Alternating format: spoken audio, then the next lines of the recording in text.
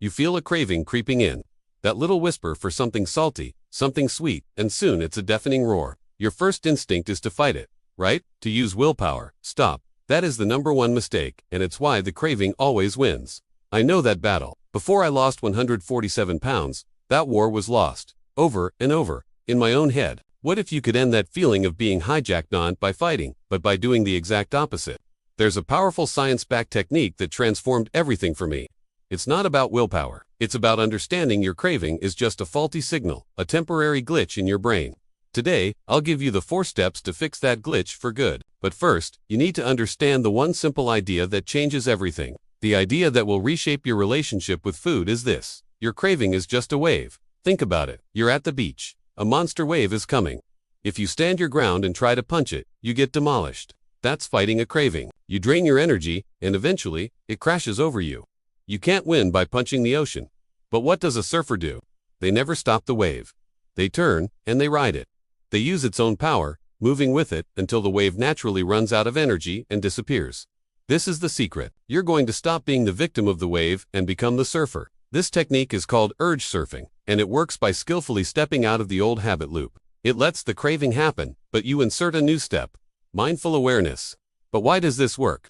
The answer is in the battle happening inside your brain, and it reveals the secret weakness of every craving you've ever had. So what is a craving? It's a tug-of-war between 2 parts of your brain. On one side is your survival brain. It's ancient, powerful, and acts on pure instinct. When it sees a trigger like a pizza commercial, it screams, "Get that now," and floods you with the motivation chemical, dopamine. This is the wave. On the other side is your thinking brain. It's the logical part that knows your goals. This is the surfer. The problem: the wave from your survival brain hits so fast and hard, it knocks the surfer right off the board. You're not thinking logically, you're just reacting. But here's the scientific secret. A craving has a limited lifespan. Just like a wave, it builds, it hits a peak, and then it always falls. Research shows the most intense part of a craving is over in about 20 minutes. It feels permanent, but it's a temporary storm. Urge surfing is just the art of staying on your board for those few minutes, knowing calm water is on the other side. So now that you know the wave dies on its own, how do you actually stay on the board? That brings us to the simple 4-step method you can use, starting today. Next time you feel an urge, don't panic. Grab your mental surfboard. These are the 4 steps. Step 1. Notice the wave. The second you feel it, just label it, out loud or in your head. Ah, the cookie craving is here. Naming it puts your thinking brain, the surfer, back in charge. It creates a tiny bit of space between you and the feeling. Step 2. Get curious. Don't fight it, feel it. Now, stop thinking and start feeling. Drop your attention out of your head and into your body. Ask, where is this craving living right now? Is it a knot in your stomach? Tension in your shoulders? Just scan your body and observe the raw data. Step 3. Ride the peak. And breathe. That feeling will build.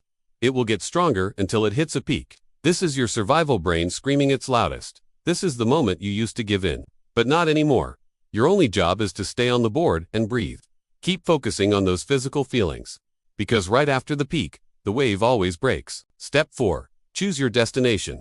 As the wave fades, notice the calm. The storm is over. Your thinking brain is fully back in control. The urge might be a faint whisper, but its power is gone. And from this place of clarity, you can make a choice that serves your goals, not a choice driven by a temporary storm. You just surfed your first craving, so you have the 4 steps to ride the wave. Now, let's build you a better surfboard so the waves are smaller from the start. First, fuel your body. Good nutrition is the wood of your surfboard. A well-fueled body has smaller, manageable waves. Plan your treats. Make them a reward you've earned, not something you cave to. Second, prioritize sleep. Sleep is how your surfer recovers. Less sleep means less impulse control. Cravings will feel 10 times stronger. 7 to 9 hours of good sleep is non-negotiable. Finally, know when to distract. Sometimes, the smartest play is a quick change of scenery. If you can't focus inward, consciously shift outward. Call a friend, put on a song, walk outside for 5 minutes. That's often all it takes for the wave to pass. Look, the first time you try this, you might fall off the board. I did. That's okay. Every single attempt strengthens your surfer. You are literally rewiring your brain. So here's my challenge to you. I need you to commit. What is the one craving you are going to surf this week? Drop it in the comments below. Let's hold each other accountable. And tell me what city you're watching from so we can see our community. I'll be down there with you, replying to as many as I can. And if you're ready to stop the constant struggle, hit that subscribe button. We're in this together.